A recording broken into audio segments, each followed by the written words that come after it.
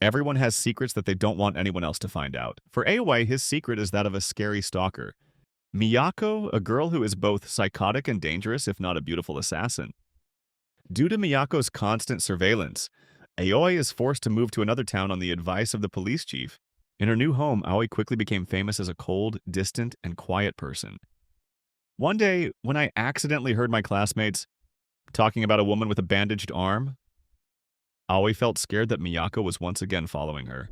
In a flashback, an image of Miyako appears as she continues to slaughter seemingly non-human creatures, all to get closer to him.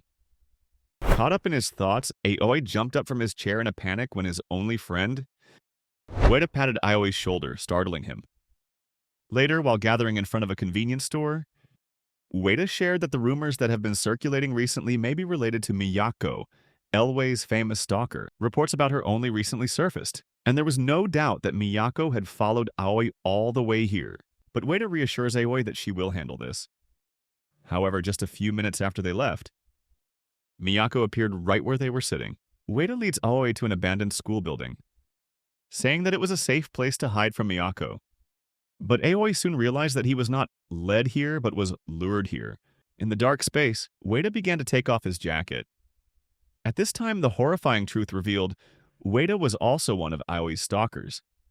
She approaches him, asks him not to run away, and reveals the more terrifying truth. Ueda isn't just a stalker, she's a monster girl, specifically a giant centipede girl. Although Aoi may like monster girls like everyone else, but not this way. He stood there dumbfounded, trying to convince himself that it was all just a nightmare. He was almost swallowed whole, but Miyako appeared just in time and stabbed Ueda straight in the face. Ueda stepped back in pain, but Miyako didn't stop there.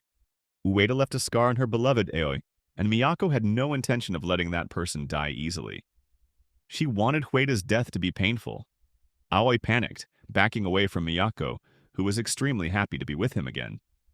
Miyako explains that these stalkers have been following him since he was a child. You could call them demons or ghosts, but to her, that didn't matter. If anyone dares to lay stealing eyes on Aoi, she will kill them without hesitation. Afterwards, Miyako asked Aoi if he would rather Ueda or Miyako survive this encounter. Aoi was terrified, not daring to choose sides. But he knew that if he refused Miyako right now, he would die. In the end, he reluctantly asked Miyako for help. She immediately rewarded him with a kiss, and their saliva streams form a strange bridge. When they separated, Miyako reassured Aoi that she was here to help him. Ueda screamed in anger and rushed to attack Miyako. But Miyako transformed into a terrifying giant wolf. And I don't know about you, but my bets are definitely on the werewolves. Just a moment later, Miyako comforted Aoi, softly saying that everything was over. In the background, Ueda's slaughtered body hangs from the wall, bloody and gruesome. Aoi wonders if she decided to trust Miyako, who was clearly in love with him to the point of obsession. Was a mistake or not? But right now he had no other choice. When Miyako hugged Aoi, she asked him if he saw everything. Aoi's eyes widened when she realized that outside the window, there was a crowd of demons, stalkers, and strange creatures watching him. Aoi tried to tell herself that it was all just a nightmare, but Miyako's bloody arms remind him that this nightmare is more real than ever. Aoi woke up from another nightmare, in which Miyako was pressing on him. But when he woke up, he realized that Miyako was actually in his house. Aoi slowly backed away, wondering how Miyako could break into her house. But Miyako warns him just as a yukai almost grabs him. She stepped forward and broke its fingers calmly, then reassured him that she was here to protect him. Afterwards, Miyako prepared breakfast for Aoi. Even so, he still seemed wary and suspicious of her. Aoi asked Miyako to explain who she was and why those demons were hunting her. Miyako begins her explanation from the beginning. Yukai, as humans know them, are just spirits or urban legends. But as for the demons, they know that they are only remnants of what they once were. She also mentioned that Aoi must know something about them. However, this reminder makes Aoi confused and uncomfortable. He stood up and left the dining table. Miyako walked up from behind asking if he was hiding something. This question evokes a painful memory in Aoi. The image of him lying on the floor, his body covered in blood. In a moment of impulsivity and madness, Aoi pushed Miyako to the ground and threatened to stab her with the chopsticks in her hand. The surprising thing is that Miyako accepts death at Aoi's hands. If killing her could bring him some comfort, then she was willing. She even joked that she would do anything for him, from filing taxes taking out the trash, to dying. Aoi finally collapsed before Miyako's strange charm. He laid his head on her, and Miyako gently caressed and stroked his head, softly saying that she will always be by his side. Perhaps Aoi is starting to think that he can actually fix her. After that, Aoi went to school. Even though I allowed Miyako to be near me right now, he still told her not to misunderstand. To him, she will forever be just a stalker. Miyako doesn't care. She vows to always rush to his side as soon as he is in danger. When Aoi left, Miyako's legs and knees trembled. It was difficult for her to restrain the strong instinct of wanting to swallow Aoi. But at that moment, she smelled the scent of another yukai lurking in Aoi's school. Miyako rushed to the school gate, used her claws to scratch the iron gate, frantically searching for that monster. Meanwhile, Ueda's sudden disappearance caused everyone to believe that she had transferred schools. Rumors began to swirl about the relationship between her and Aoi, making the atmosphere even more mysterious. However, none of the classmates dared to talk to Aoi directly. They found him scary and made them feel indescribably uncomfortable. Aoi, in a frustrated mood, wondered what Miyako would do if she heard the words they were saying right now. In his mind, he imagined his classmates being brutally slaughtered by Miyako, while she gently asked him to praise her. And, maybe they really are the perfect couple. Aoi woke up from her dream. Suddenly, I heard my friends talking about someone in the schoolyard. He looked through the window, and his face immediately changed color with worry. Aoi rushed out quickly. Where a group of students had surrounded Miyako, when they saw Aoi coming, everything seemed clear. They immediately guessed that she was the stalker Ueda had mentioned. They begin to discuss whether Ueda will transfer schools because of Miyako's and Aoi's involvement. Aoi immediately thought of a way to blame everything on Miyako. Hopefully that will help him justify his inaction and gain some sympathy from everyone. But before Aoi can do anything, Miyako calmly admits that she was the one who dealt with Ueda. The students started throwing plastic bottles, rocks, and empty cans into Miyako, venting her anger and contempt for what she had done. However, Miyako was completely unaffected. She calmly stated that she does not regret anything, and everything she does comes from love. This made the students feel even more frightened, and they started throwing larger rocks at her. Suddenly, Aoi rushed to cover Miyako, and he was hit in the face by a stone, causing blood to flow. Seeing her loved one injured, Miyako hugged Aoi and immediately teleported them both somewhere else. Aoi's wound has stopped bleeding, but he still asked Miyako why she was standing near the school gate. Miyako explains that she is looking for a demon hidden among the students, but don't worry, she has memorized its face. Aoi sighed, realizing that now he could no longer go to school. For Miyako, this is good news because now they can be together longer. Miyako lovingly leaned on Aoi and said that what he did before was really cool. It was a compliment Aoi had never heard before, not even from her mother. Miyako's instincts kicked in, and she could barely stop herself from turning into a snake. Without any of them realizing, someone was watching from afar. Miyako knocked on Aoi's balcony door during a visit, worried that he hadn't gone out in a while. Aoi explains that he dropped out of school completely without telling his mother. He was waiting for his homeroom teacher to visit, so he asked Miyako to hide him. He could explain the reason for his absence, but he couldn't explain the strange woman in the room. Aoi tells Miyako that it's just a short meeting, and if the homeroom teacher turns out to be a yukai, she can come in and save him. Miyako agreed to that condition and obediently walked out. But she pressed close to the glass, softly saying that sooner or later he wouldn't need to open the door for her anymore. Miyako then sneaked open the door and rushed in to attack Aoi. But Aoi's teacher suddenly appeared, reassure him that she has come to help him. After resolving all misunderstandings, the teacher introduced herself as Ushimi, looking more like a runway model than a teacher. Honestly, Ushimi believes that Miyako is Aoi's relative, so she started the counseling session with Miyako present. Aoi glanced at Miyako, noticed that her calm expression showed that Ushimi was not a threat. Ushimi took out a small gift, a box of homemade cookies, and seemed very proud. She said it would be fun if Aoi tried a piece. Seeing Ushimi's radiant face, Aoi decided to trust her. However, when he reached out to take the cake, Miyako's face distorted with jealousy, causing Aoi to stop. Understand that he could lose his life if he ate that cake. Ushimi asked when Aoi planned to return to school, explaining that she had talked to the class. Explain your special situation. If Aoi can clear up the misunderstanding and say that Miyako is just a relative, surely everyone will welcome you back. However, Aoi didn't want to hear that. He revealed their true nature, people ready to spread rumors and criticize others at any time. Aoi didn't believe for a second that they would become nice just because Ushimi scolded them. Real-life thugs don't change that easily, he thought. Ushimi looked offended and asked why Aoi didn't trust her. Suddenly her voice changed and she began to climb onto the table. If this manga didn't revolve around demon stalkers, I think this scene would be hot. Ushimi's voice echoed in Aoi's head. She started calling him a good boy. Yes, you are a very good boy, she repeated. Somehow Aoi felt like she should do as she said. He quietly asked Miyako for help, and her timely appearance broke the spell that was covering Aoi. Ushimi clasped her hands and made an excuse to leave that very day. Aoi withdrew into her room, wondering if he can really trust Miyako. Later, Miyako discovers the corpse of a yukai student in Aoi's school. However, Miyako turned around and faced Ushimi, who previously did not smell like a yukai. She asked directly, "Who are you?"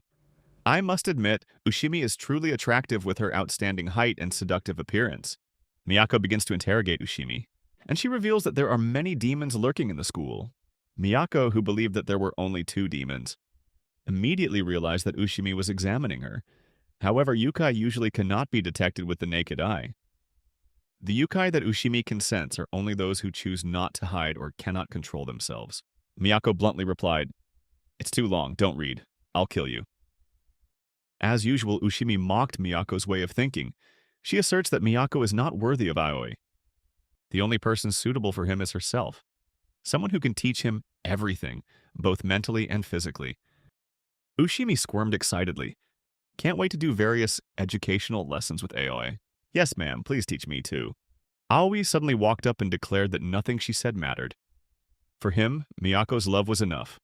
Ushimi threw her glasses aside and begins its terrifying transformation. Through the ages, her words and presence have been revered. Her eyes opened wide, giving a prediction about Miyako's death. Ushimi reveals her true form.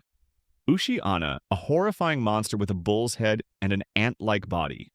Even so, Miyako still didn't care. She rushed to attack Ushimi fiercely. However, Ushimi bent her body, wrapping herself around Miyako, and reminded her that her death was determined. Ushimi pierced Miyako's stomach, causing her to slowly lose blood. While Miyako weakens, Ushimi uses the time to make her big villain speech, reveals that she tricked the student demon into cooperating with her, and intentionally isolated Aoi to make him more vulnerable. Of course, Ushimi was the one who killed that demon student, but this is a demon world where the strong eat the weak. Even so, Miyako was still determined not to give up. She affirms that nothing is more important to her than love. She can't stop loving. Love is so warm. Miyako felt this addictive feeling, and she unleashes an even more terrifying monster form, more terrifying and violent than anything Ushimi had ever witnessed. Just a few moments later, Ushimi lay collapsed in a pool of blood, leaning against a pillar, lamenting that he could not fight such a beast. She smiled slightly, saying that she was excited to meet Miyako again in her next life, but also blames Miyako for the impending tragedy, or rather because of what Miyako used to be. As Miyako raised her hand to deliver the final blow, Aoi startled awake from a nightmare. In the dream, he recalled the memory of a woman he once met. Even though she said goodbye, she also reassured him that she would always find him, no matter how many years passed. Aoi wakes up and finds Miyako, who is seriously injured, lying next to her. He asked bewilderedly if she had fought. Oh man, if Aoi knew that her psychopathic killer just got into a fight with a psychopathic but attractive teacher for him, you will probably find it hard to believe. Aoi went to the kitchen to have lunch, but his mother only left him a little money. Aoi thought about asking Miyako to go to the convenience store for her, but realizing that her appearance would bring unwanted attention, he reluctantly went out on his own. He avoided main roads and weaved through small alleys. On the way, Aoi encountered a few classmates and immediately regretted her decision to leave home. But as he turned a tight corner, a monster fusion suddenly rushed in to attack him. Aoi began calling for help, panicking in despair.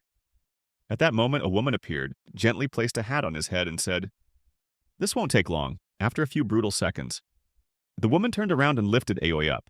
He was surprised and relieved when he realized it was Yaisa, the woman from his dreams and memories. Probably a Hachishaku. Yaisa carried Aoi for a while, but suddenly burst into tears. She slowly put him down. Shares that the years she spent searching for him were like hell. She really misses you a lot. However, somewhere else in the city, Miyako's eyes opened wide. Feeling a disturbance in the air, Yaisa asked Aoi if he liked anyone. Even though you deny it, she asked the same question about herself, but her answer was vague and only emphasized that he would soon understand. Yaisa says the few hours they spend together can be fleeting, but it's a memory she will never forget. All this time, she was only afraid of one thing, that he would forget her. Therefore, she decided not to hold back anymore.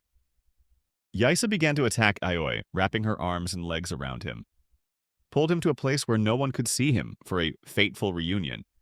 Nearby, Miyako smelled demon blood. She recognized this smell, the same smell she detected outside the school after the incident with Ueda. Fear and anger mixed in Miyako. She is determined not to lose Aoi to anyone. Yaisa takes Aoi to an abandoned building, recalling memories of the places they used to play together. Yaisa said she was having fun, so much so that she killed another stalking yukai.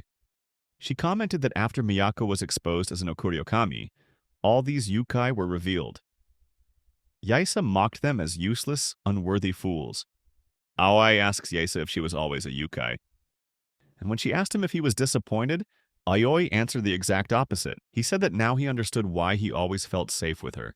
Yaisa smiled, thinking that it would save her from having to explain further to him. However, she quickly switched to the main party. She began to caress Aoi's hands, leading them to places a boy should not touch. She expressed her strong love for him and said that love does not fade easily, like an illness that would never go away, an illness that would linger even after she had devoured him. Gradually, Yaisa transformed, becoming more monstrous than ever, while still gently asking Aoi if he knew about the legend of the god leaving to chase the boy he loved.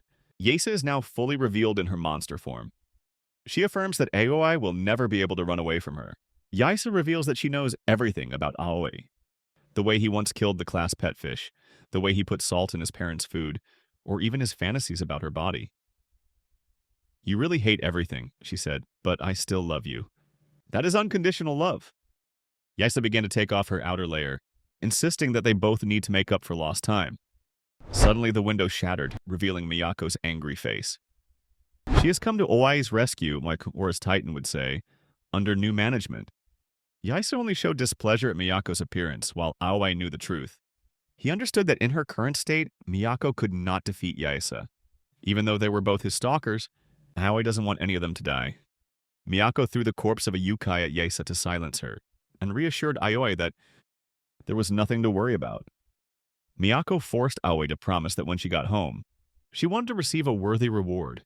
Hearing that, Yaisa felt extremely uncomfortable. There was only one thought in her mind right now. Ripped Miyako's dirty mouth off her dirty face. Also, because of the promise of a reward from Aoi, Miyako decided to do her best. For the first time, Aoi spoke up. He tried to dissuade them, saying he didn't want any of them to die. He hopes a peaceful solution can be reached. But if you weren't paying attention, it was obvious that they were both killing machines. Both Miyako and Yaisa apologized to Aoi. But this is a dispute that cannot be resolved with words. If it's because of the person they love, both of these demons are willing to rush into battle, even at the risk of their lives. Aoi watched in horror as the two people fought over her, their fangs and claws exposed. He didn't understand why they were fighting for him, and began to wonder if everything was his fault.